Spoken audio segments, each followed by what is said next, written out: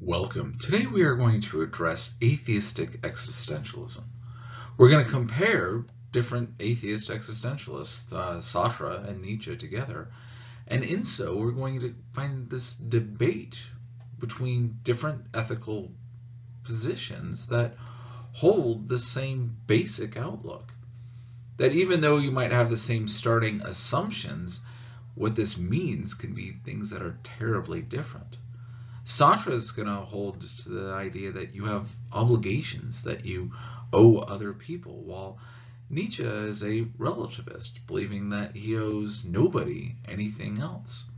While both have the starting point of being atheists, and both believe that all of life boils down to your choices and decisions, what they do with that becomes things that are terribly different from one another.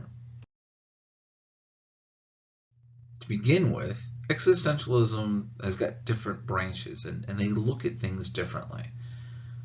For our discussions, the two atheist existentialists that we're choosing to highlight are Sartre and Nietzsche. And we'll understand that while they might share this idea of being atheist existentialists, not all existentialism is the same, and not all atheist existentialists will hold the same moral views either. To start with, I'm going to be so bold as to point out something that's wrong with Sartre.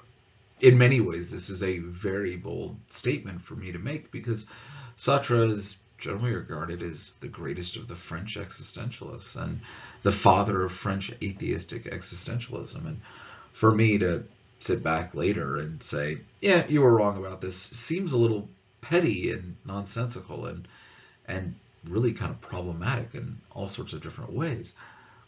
But Sartre ends up making a statement, somewhat casually and somewhat very importantly, in his work Existentialism as a Humanism, that a lot of people, because Sartre is an expert in this field, take to just be true, and yet it's not. And this is a claim around the notion of one's existence preceding one's essence. This is in fact a central tenet of atheistic existentialism as advocated by Sartre, but this is not the case for all existentialists. He ends up claiming that theistic existentialists would agree with this claim in his work, and while he might find a few who would, it really wouldn't be apt to say that that's an accurate statement. People like Kierkegaard would vigorously disagree with this, and we'll kind of tease out the idea of existence and essence and what these mean here in a little while. But this is a very important distinction to be made between atheistic existentialists like Sartre and Camus and Nietzsche and theistic existentialists, on the other hand, like Kierkegaard and Dostoevsky. Another subtle but key distinction between these groups is over terms which have a certain amount of overlap in their meaning, but how they're applied is also very different. The notion of the absurd is really important for Camus and has its grounding in the fact that there is no God for his position. While Kierkegaard would never advocate for notions of the absurd, he does have a parallel train of thought when he addresses the paradox. And in many ways, the paradox is the absurd, but with the distinction that there is a God and an object for which faith must be done, and yet trying to think what thought itself cannot think, trying to reach beyond it yourself, could be seen as an absurdity. It's got fruit at the result of it for Kierkegaard, and therefore it's not an absurdity, but a paradox, and is a driving force of his notion of theistic existentialism. So, if existentialism is not what you're going to get it casually mentioned by Sartre as your existence preceding your essence, or the idea of the absurd, what is it? Well, we've mentioned this a little bit before, but importantly, existentialism is a school of philosophical thought that emphasizes your choices and your decisions. It's about what you decide to do, because when you decide to do something, that has everything wrapped up into it. It makes you who you are. And so you can't casually make a decision. All decisions will carry the weight that Kierkegaard had with breaking off his engagement with Regine Olsen. That it's hard and difficult, but yet a task that needs to be done. This is the emphasis of what existentialism truly is it's about your choices. It's not about absurdity, although your choices might be based on absurdity. It's not about a paradox, although your choices might be wrapped up within a notion of a paradox. It does have a relation between your existence and your essence, and depending on how you're going to be presenting your notions of existentialism, these will look differently.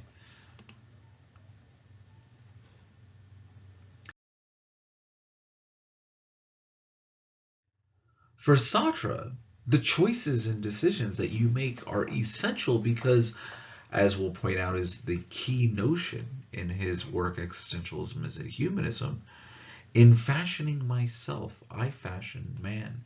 You fashion yourself. You make yourself who you are through your choices and decisions.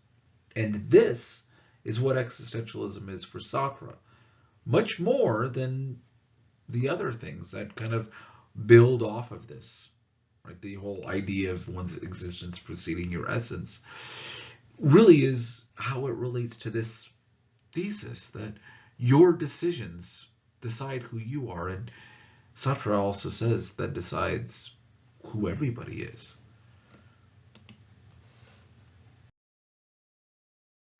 So how would I define existentialism? The best definition I can come up with is that it's a philosophical movement which emphasizes the existence of the individual, an individual who is a responsible agent who, through choices of their own, determines their essence. Now, this doesn't mean that one happens to exist prior to the other. And again, depending on how we would like to address this, we would look at these ideas differently. Now, the issues that are being debated here between our theistic and atheistic counterparts are the notions of your essence and your existence. These are supposed to be one. These are supposed to be identical. Your essence is what you are, who you are as an individual. If I was to ask you who you are, you'll give me your name, maybe an occupation, maybe a couple of traits, right? Who do you think you are in yourself? This is the notion of your essence, as opposed to your existence, and that is that you are. Right? You exist. You breathe, you walk, you talk, you relate with other people, etc., right? However you're going to find existence, undoubtedly you would say that you exist. If you don't, then this is a whole different discussion for you, isn't it? But the fact that you believe that you exist means that you're out here amongst everything else. So the question between our different camps of existentialists is, which one comes first? Your essence or your existence? Who you are or what you do? And these, again, who you are and what you do should be the same. Your choices and decisions are to bring these things together in one form or another. So, quick poll. Have you ever stolen something? Yes? Have you ever lied? Maybe? Would it be accurate to say that if you steal that you are a criminal and a thief? That this is who you are? After all, what you've done is stolen. It's the act of a thief. Would it be accurate to say that if you have lied, that you are a liar? Would it be okay for somebody to characterize you as a thief and a liar? After all, if you've stolen even a little thing, even if it was a while ago, maybe you were a child, maybe it was a paperclip from work, doesn't matter, it wasn't yours, you stole it. You are a thief. If you've ever lied, no, yeah, this food is great. Oh, it's horrible, but I'm going to say it's great. I don't want to hurt your feelings. Or yeah, I'll call you again.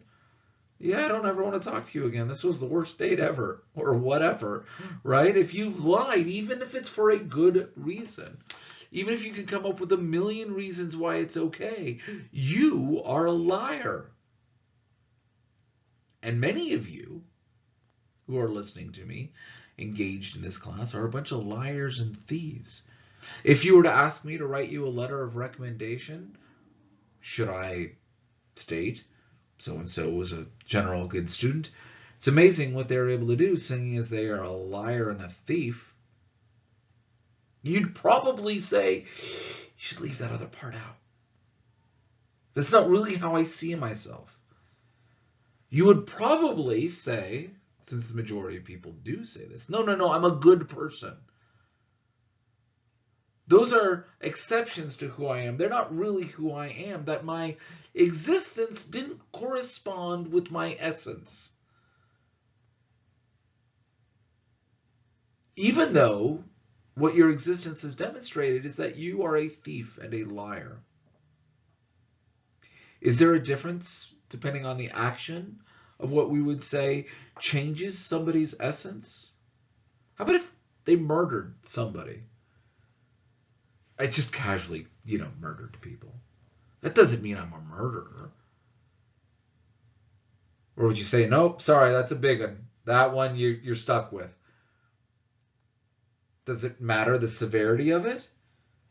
Or does it only mean that when you decided it was okay to lie, that you're a casual liar?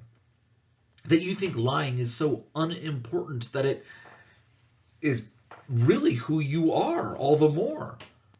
The murderer might actually feel great and grave remorse over this action. It might be something that haunts them all the days of their life that they did this. Yet you are making excuses and ignoring the fact that you lie and steal. Maybe you don't. Maybe I'm talking to your classmates instead of you. Maybe you've been the perfect, paradigm of virtue your entire life. Congratulations, if so. But are there certain actions which change who you are in your essence? Or is it just your existence? We can very clearly see this sort of debate and discussion between our different types of existentialists on this very basic question. Are you indeed a liar and a thief? Or have you just lied and stolen?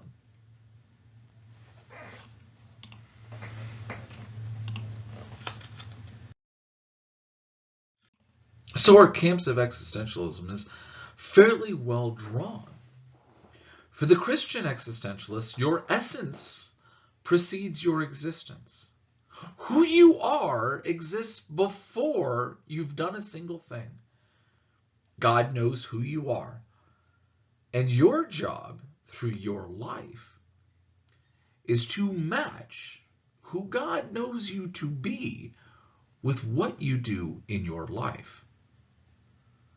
You are to live up to the virtues and character to which God envisions you to be. And your choices are difficult, but you have a calling, you have a direction, you have an identity, and you need to live up to that. And again, your choices are very important with that. For the atheist existentialist, your existence precedes your essence. There's nothing but you to tell you who you are. And the only way of telling you who you are is by what you do. So if you steal, that is who you are. If you lie, that is who you are. You know why I know that? Because you did it. And you can't appeal to some sort of secret special gnosis, some special wisdom that is going to say that you're somehow different. Because how we know who you are is based on what you've done if you are an atheist existentialist. And we can see very clearly how the question of does your essence precede your existence or your existence precede your essence is dependent upon God. But also, when you get down to it, both of which will firmly emphasize that you need to make sure you're doing the right thing. Either because that is all that you are, or you're more than that, so you better do the right thing because you're going to be held accountable for the distinction and the division between who you are and what you appear to be.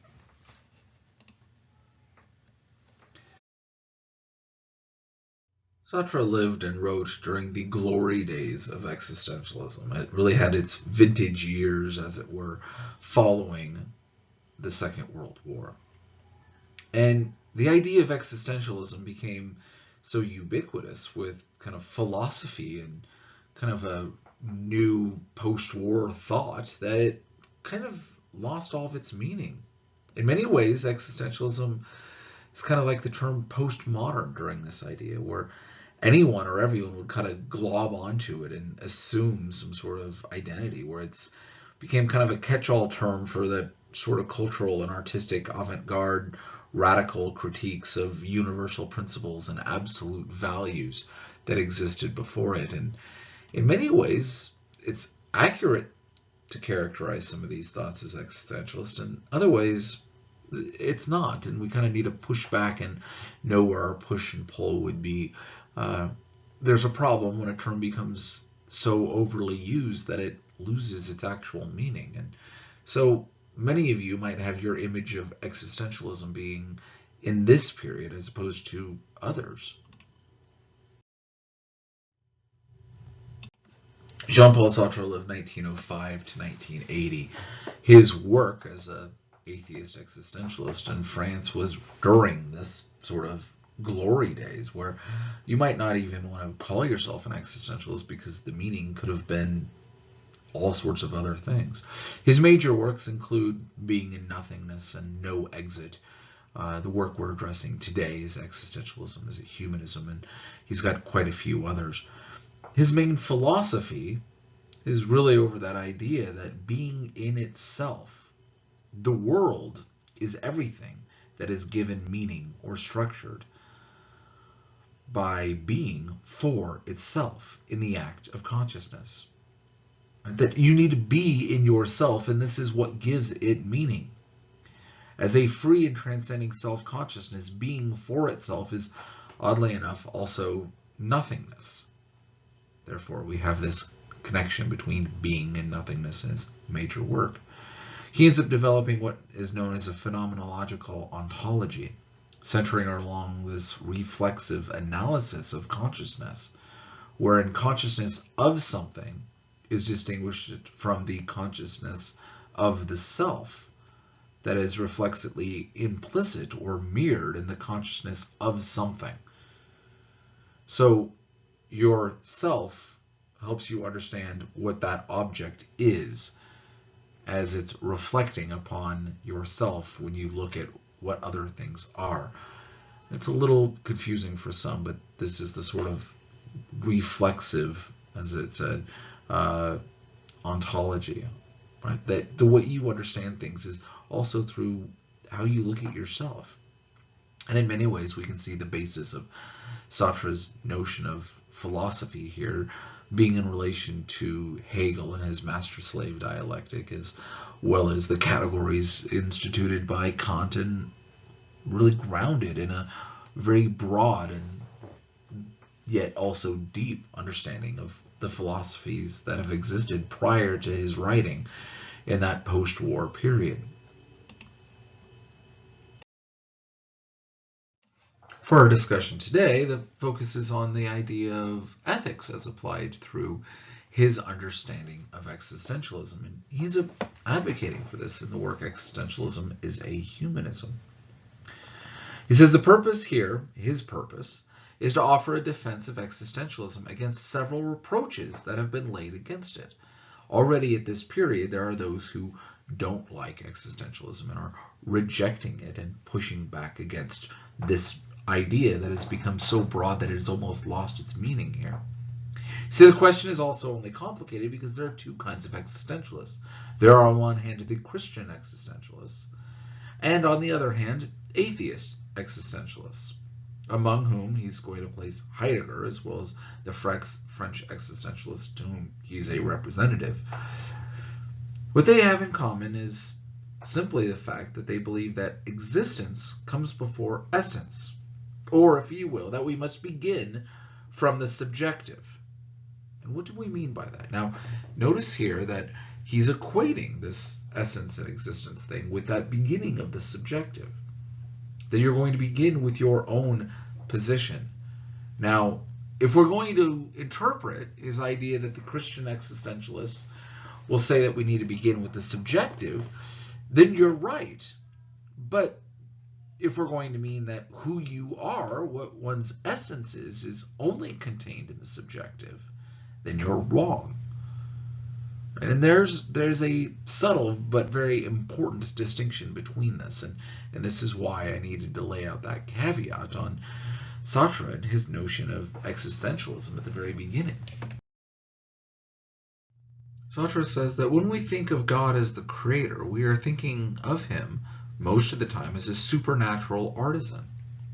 Whatever doctrine we may be considering, whether it's a doctrine like that of Descartes or of Leibniz himself, we always imply that the will follows, more or less, from the understanding, or at least accompanies it, so that when God creates, he knows precisely what he is creating. Man possesses a human nature. That human nature, which is the conception of human beings, is found in every man, which means that each man is a particular example of a universal conception, that conception of man. We're engaged in a much wider philosophical debate here when we're thinking of God and God having ideas of people. What is it that God happens to see of humanity? What universals can be said about the particulars? If there's a God, we assume that God knows what God is doing, that it's not just an accident, but rather humanity is something known by this God.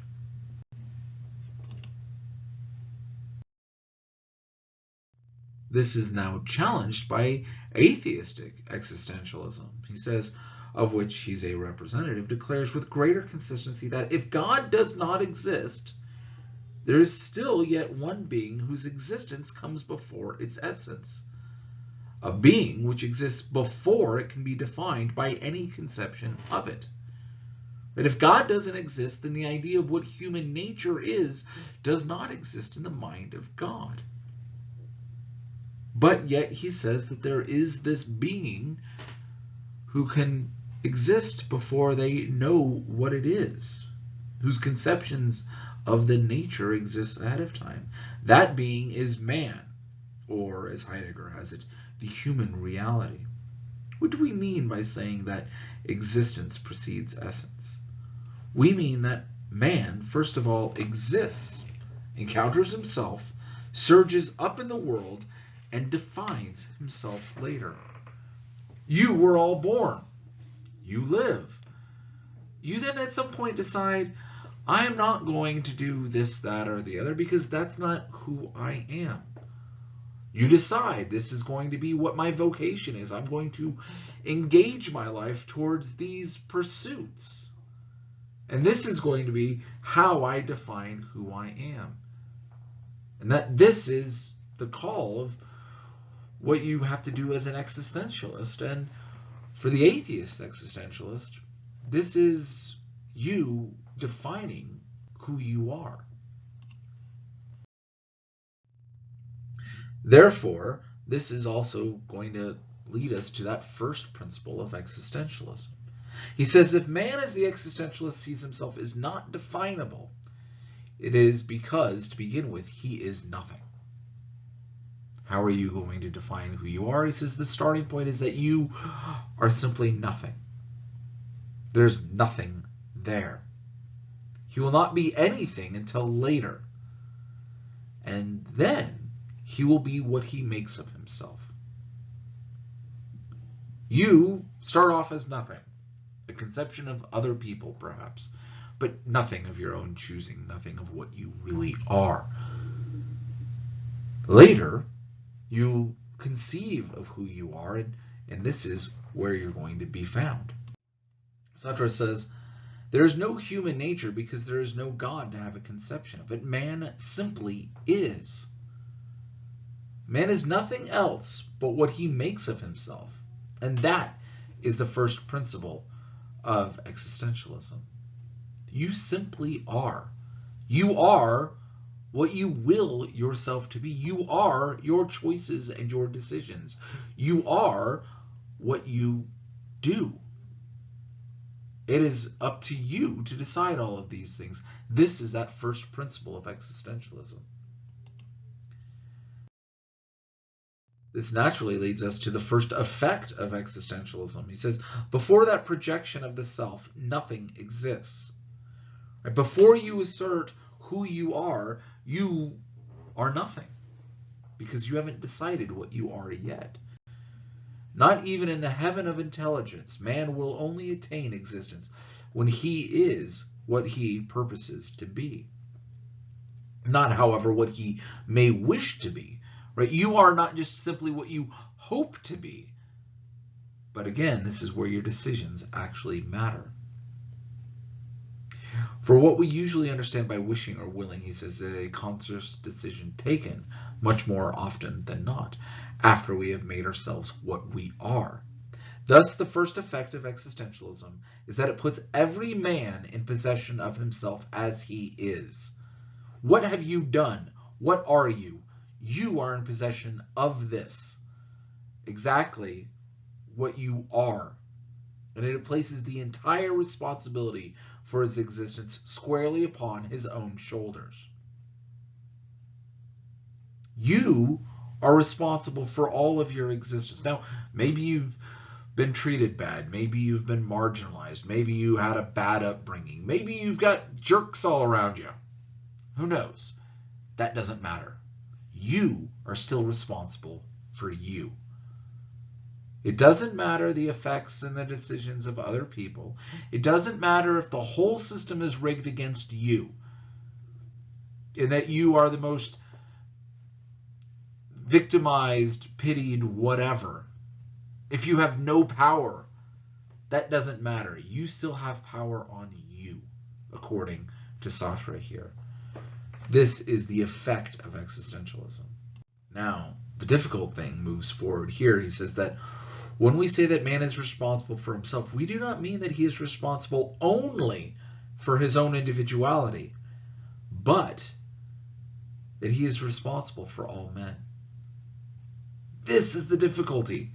Not only are you responsible for you, and you can't say, well, that guy over there is responsible for me. I had bad parents, I had bad society, I had bad whatever, right? No, you're still responsible for you. But then you're also then, according to Sartre, responsible for them, for all people, for all mankind. When we say that man chooses himself, he says we do not mean that every one of us must choose himself. But by that we also mean that in choosing himself, he chooses for all men. You choose for all men, for all people, what it is that you are.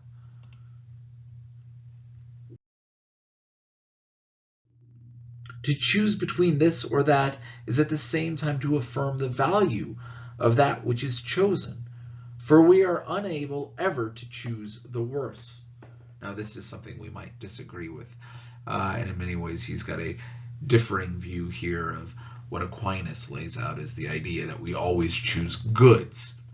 Sartre is taking this a couple of steps farther and saying that you're incapable of choosing the worse. What we choose is always the better, and nothing can be better for us unless it is better for all.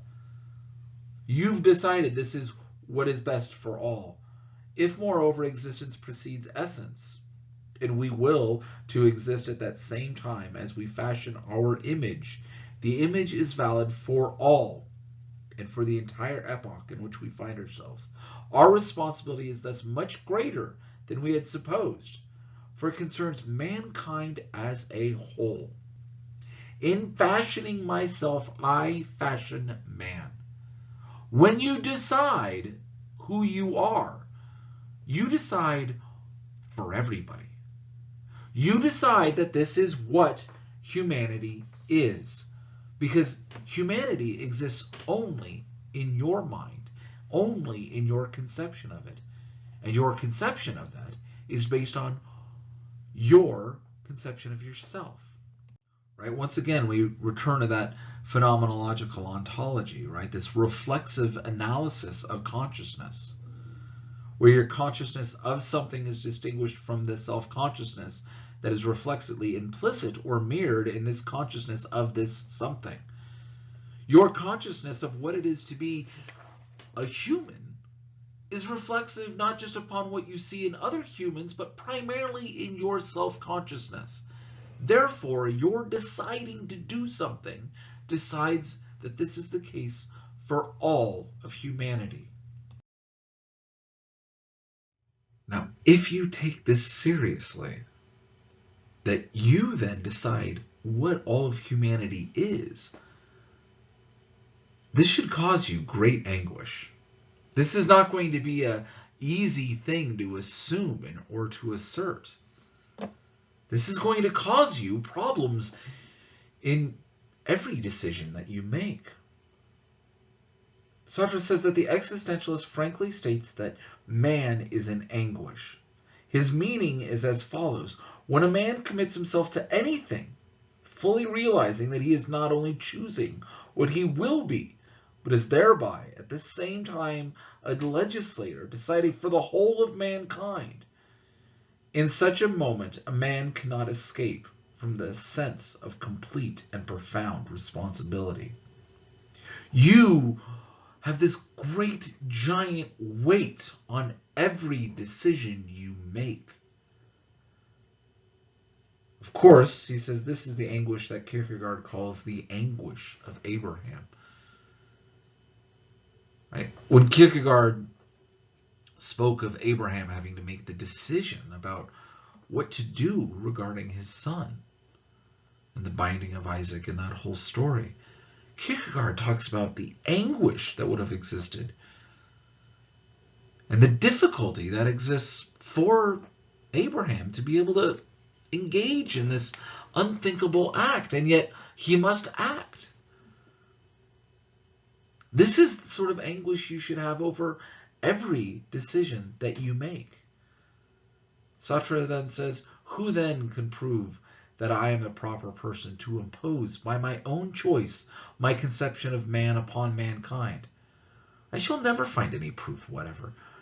There will be no sign to convince me of it. If a voice speaks to me, it is still myself who must decide whether the voice is or is not that of an angel. Who are you to decide for everybody? But yet, you are exactly the person who is deciding this. All leaders, Sartre says, know that anguish. It does not prevent their acting. On the contrary, it is the very condition of their action. For the action presupposes that there is a plurality of possibilities, and in choosing one of these, they realize that it has value only because it is chosen.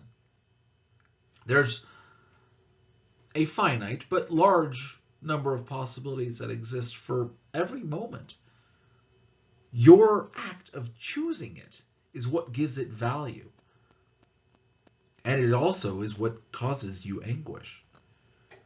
Now it is anguish of that kind which existentialism describes, and moreover, as we shall see, makes explicit through direct responsibility towards other men who are concerned, far from being a screen which could separate us from action. It is a condition of action itself.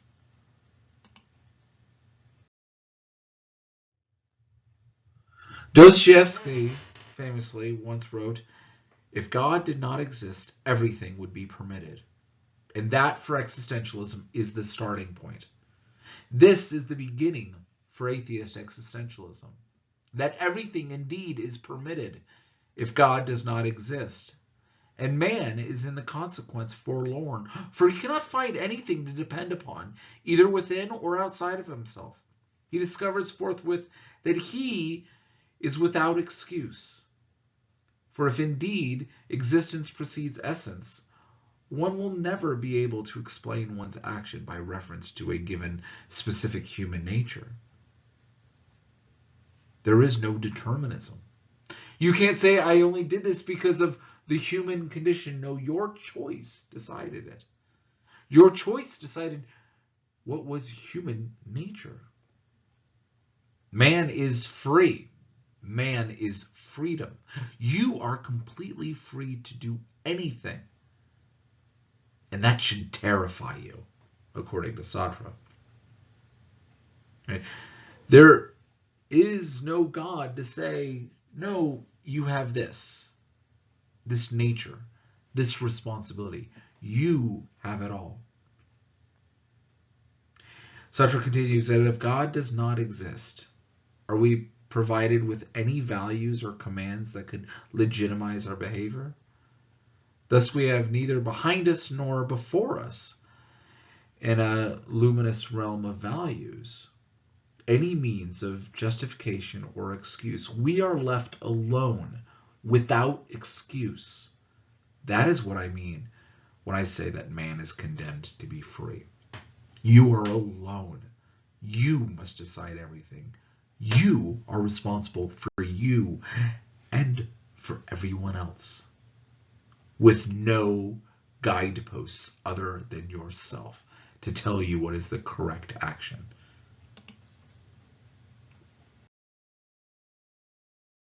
This, of course, is the very heart and center of existentialism. It is the absolute character of the free commitment by which every man realizes himself in realizing a type of humanity, a commitment always understandable to no matter whom and no matter what epoch. You are responsible, and this is where you're realizing yourself and all of humanity. It is bearing upon the relativity of the cultural pattern which may result from such an absolute commitment. One must observe equally the relativity of Cartesianism and the absolute character of the Cartesian commitment. In this sense, you may say, if you like, that every one of us makes the absolute by breathing, by eating, by sleeping, or by behaving in any fashion whatsoever. You become the absolute. Right? This is the character. Your choices then dictate what things are going to be. This is a doctrine of action. It's not just speculation, but you must do something as a result of it. Sartre states that existentialism is nothing else but an attempt to draw the full conclusions from a consistently atheistic position. Its intention is not in the least that of plunging men into despair, as many kind of lampoon existentialism as, especially the defense that Sartre is trying to address here. And if by despair one only means, as the Christians do, any attitude of unbelief, the despair of existentialists is, of course, something entirely different. Existentialism is not atheist in the sense that it would exhaust itself in the demonstrations of the non-existence of God. It declares rather that even if God existed, that would make no difference from its point of view. Not that we believe God does exist, but we think that the real problem is not of God's existence. What man needs is to find himself again and to understand that nothing can save him from himself, not even a valid proof for the existence of God. In this sense, existentialism is optimistic. It is a doctrine of action. And it is only by self-deception, by confining your own despair with ours, he says, that Christians could describe us as without hope. You must still make these decisions even if God does exist, Sartre says. Even if there is a God, you still need to understand your weight and obligations towards everybody else by every decision that you make. So what does this all mean? This could be rather confusing in many ways, but we can boil it down to a couple of essential ideas. Ethically, Sartre is calling you to decide, not just for yourself what actions are okay, but what is okay for humanity. There are no absolutes, and there is no outside force, following Sartre's atheistic existentialism, to dictate morality, dictate what you do. And yet every action you do carries moral weight because it's the action of all of humanity. There's not even the use of reason to guide us to these virtues that we are determined to do, nor a code following Kant. At least this is what Sartre is arguing. We are not obliged to look for the happiness of others, but every action we choose is also for everybody. Even the small decisions that you make are really big because they are for everybody. Do you like chocolate or vanilla ice cream? Or are you going to be a radical and go with strawberry, right? Very small decision. But yet you're saying in your decision that humanity is such that prefers vanilla, chocolate, strawberry, or another flavor. You're deciding this for everybody, not just for you right now. Do you stay faithful in a relationship? This isn't just, oh, I kind of like this one or I kind of don't like that one. But you're saying that humanity is such that decides that faithfulness is a value or it's not. This is your decision to make and nobody else's. Do you kill somebody? Most of you would probably say no to this one reflexively, but you're saying that humanity is such that does not permit death, that values life, or that doesn't value life and does get to kill others. Do you ditch class? It's nice weather, friends are inviting you to something, you're just tired, you were up too late doing something for another class. Whatever the reasons would be, it really doesn't matter. You are, by deciding to not show up, saying that you do not value this class, this education, this whatever it is that's going to be embodied there. You're deciding that nobody should show up if you don't show up. Because you are humanity. There is no, quote, humanity that exists except for within you. So this is the weight in the decision that you have to make. Every decision you have has this weight upon it.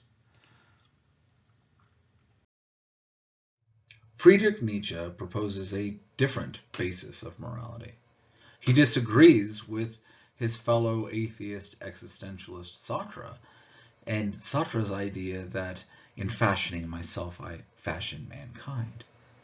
Instead, Nietzsche will end up ultimately arguing that I am morality itself.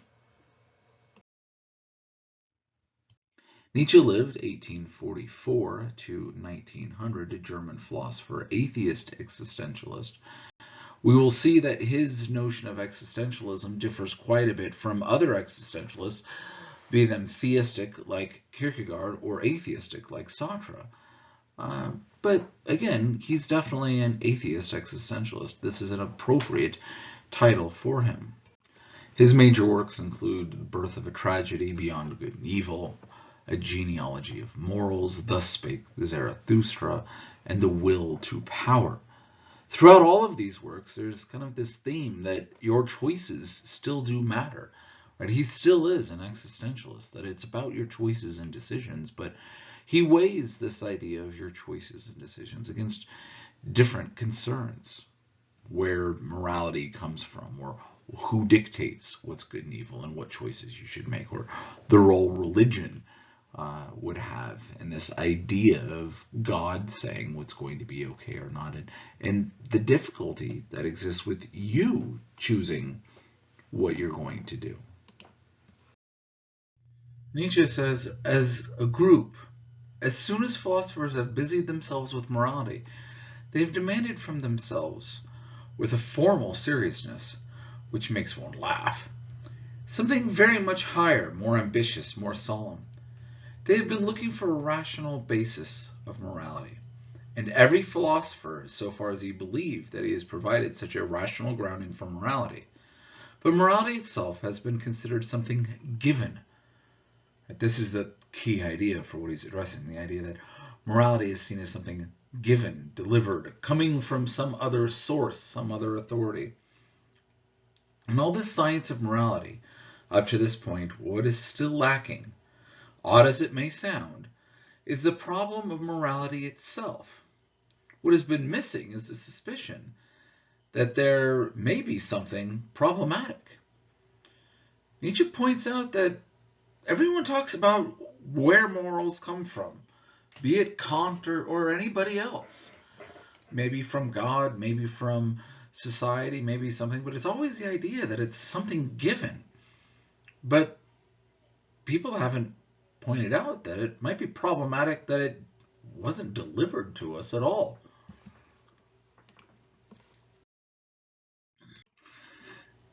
Nietzsche continues that there are moralities which are intended to do things. Morals are a tool that are used to get a certain result, to justify their creators before other people. Other moralities, he says, are meant to calm him down and make him satisfied with himself. With others, he wants to nail himself to the cross and humiliate himself. And with others, to practice revenge.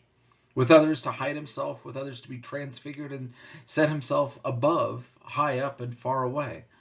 This morality serves its originator so that he forgets. That morality so that he or something about him is forgotten. Some moralists may want to exercise their power and creative mood on humanity, some on others. Yet that morals are always used for a purpose, that it's a tool as opposed to something which actually exists on its own, according to Nietzsche. And this is why it's problematic. This is why it needs to be looked at and addressed. Perhaps even Kant, he says, wants us to understand with his morality, what is respectable about me is that I can obey. And things should be no different for you than they are for me. Right? That this is how he sees even Kant and the notion of the categorical imperative. Deontology is a whole class of ethics, is about look at how good I am, that I can obey, and please you do the same thing, you be like me. This is how Nietzsche sees it. In short, moralities, he says, are only sign languages of feelings.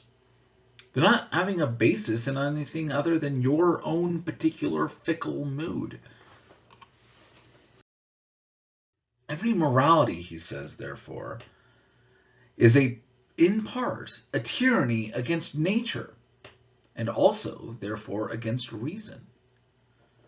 Right? This is the problem with morality, is that it is a tyranny, that it's all about control, that it's against what would just be reasonable. Nietzsche, in many ways, is connecting way back to earlier skeptics and cynics and others, and asking questions like, what do we see about nature? What is humanity by its nature? The cynics had one answer and the skeptics another, and Nietzsche yet still another. But closer to the skeptics, that it's at the best indeterminable.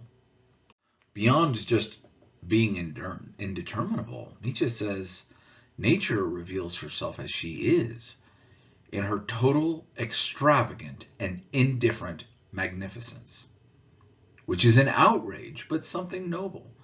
Nature doesn't care about you. Therefore, this shouldn't be the basis of morality. And this is not a new thing, this idea that morality is something given, but rather it goes back, at least to the time of Plato. He says, Plato, who is more innocent in such things and without the mischievousness of a common man, wanted to use his power, the greatest power which a philosopher up till that time had had at his command, to prove that reason and instinct inherently move to a single goal, to the good and to God, things that are used as proofs for the existence of God by people like Aquinas and others. But of course, how does Nietzsche see Plato and Aquinas and Aristotle and Socrates as all morons, as all people who are inventing something and going against reason? That since Plato, all theologians and philosophers have been on this same road. That is, in things concerning morality up until now, instinct, or as the Christians call it, faith, or as I call it, the herd, has now triumphed.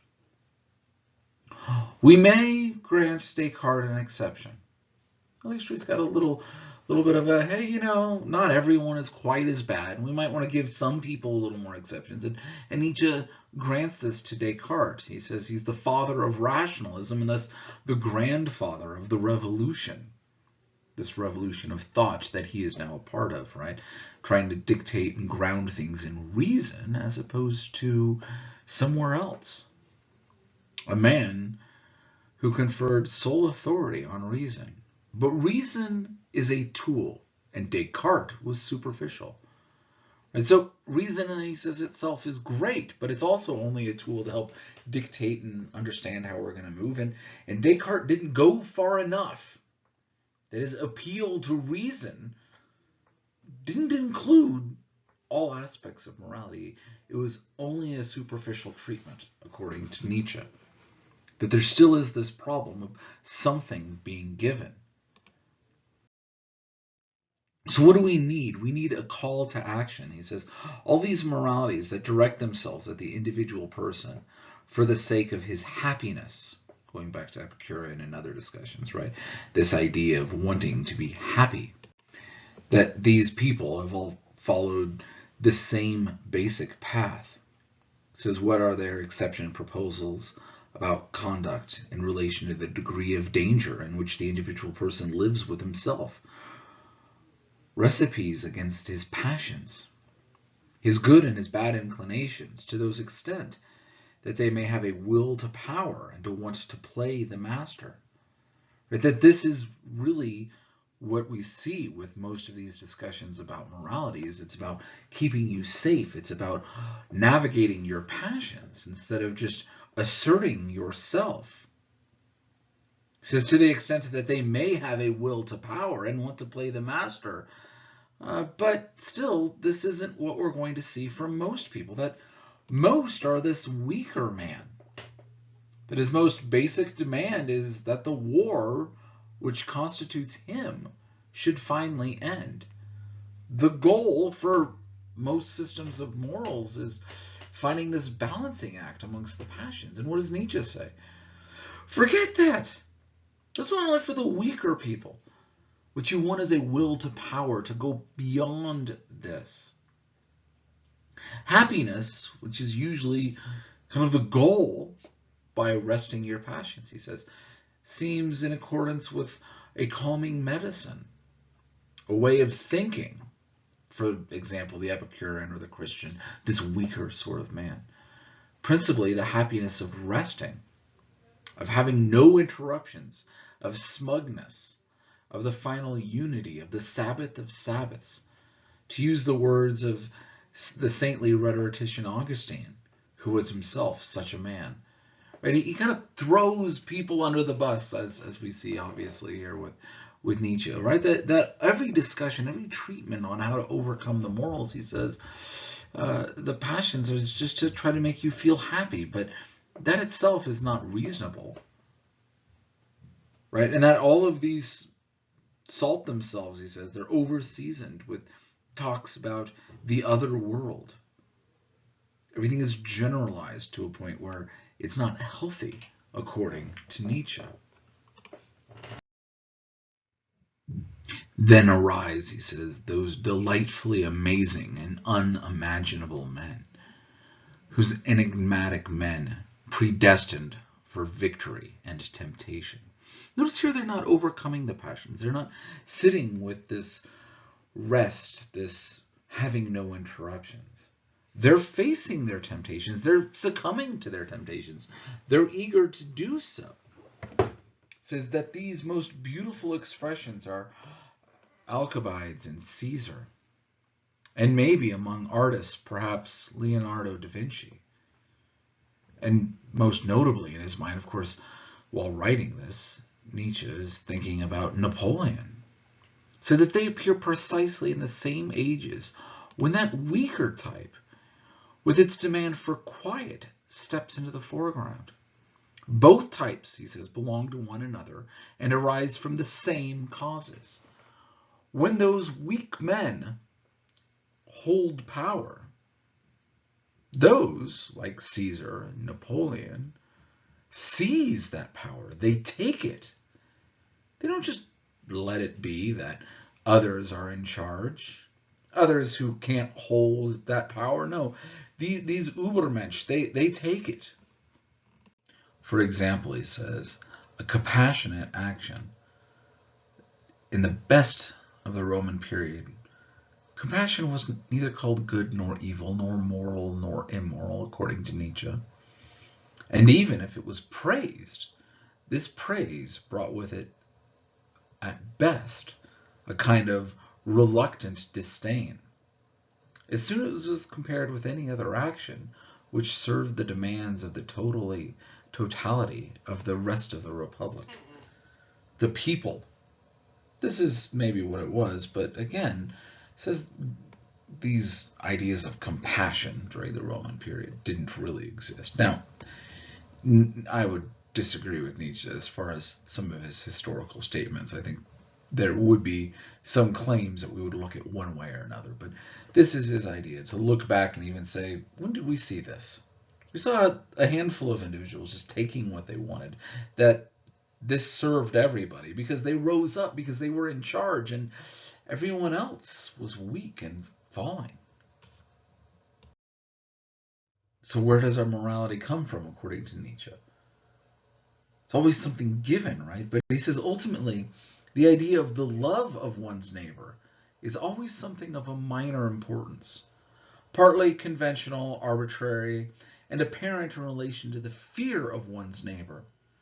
After the structure of society in its entirety is established and it appears secure against external dangers. It is this fear of one's neighbor which creates once again new perspectives of moral value judgments. That here, once again, the mother of morality is fear. Now, notice the evolution of thought here for Nietzsche. First of all, we need to be secure against foreign threats. Once we're not afraid of somebody coming in from the outside and attacking us, our fear still exists. But now instead of being a stranger, the barbarians at the gate, or something along these lines, what we have to be concerned about is our neighbors. Your neighbor is now the one you're afraid of. So how is it that you keep your neighbors from just taking your stuff? Well, it's not going to be the same as how you would keep the barbarians or the next village or whatever it was, depending on the history that we're going to be talking about, right? How is it we keep ourselves secure within a society? Well, we now have morals. You don't take my stuff. Why? It's not okay. It's not moral. And why do I say I want you to take my stuff, hit me over the head, break my head and take all of my belongings, my children, my whatever? Well, it's out of fear. And the only way that you and I can work and relate with each other is through the lens of fear, the guise of fear. It's not love of our neighbor that's making us do things. It's mutual fear. I'm afraid that my neighbor can kill me and take my stuff. He's afraid that I'll do the same. So we have moral codes that we create to try to lessen that fear, to lower the angst, to now allow for my neighbor and I to shake hands, showing that we are not holding weapons and about to, kill each other. That this is what happens, that this is the evolution of thought. It's not love, but fear that drives morality. The high independent spirituality, the will to stand alone, even powerful reasonings are experienced as a danger, though. And everyone who wants to do their own thing, those people who, hey, I'm going to do it on my own, they're a danger. We can't allow for that. We must all be in this together. We must have the protection of the herd. Everything which lifts the individual up over the herd and creates fear of one's neighbor from now on is called evil. That's what's going to happen, is it's now evil that you're saying this or believing that. The proper, modest, conforming faith in equality and the average of the desires take on a name of morality and honor.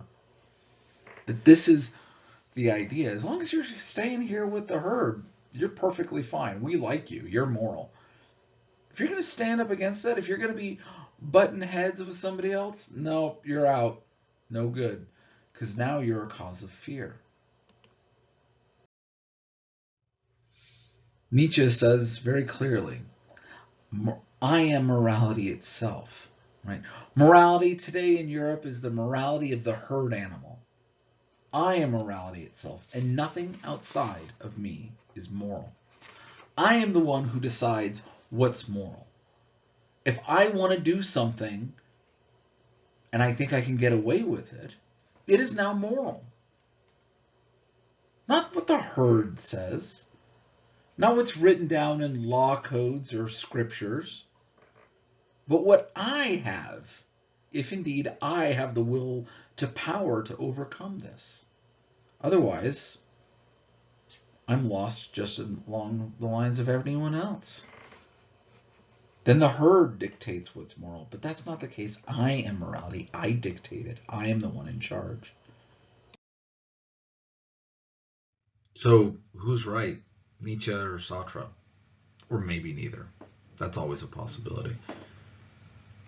Do we hold Nietzsche's idea that I am morality itself and nothing outside of me is moral? That you can decide to do anything you want because screw it, you get to do whatever you want.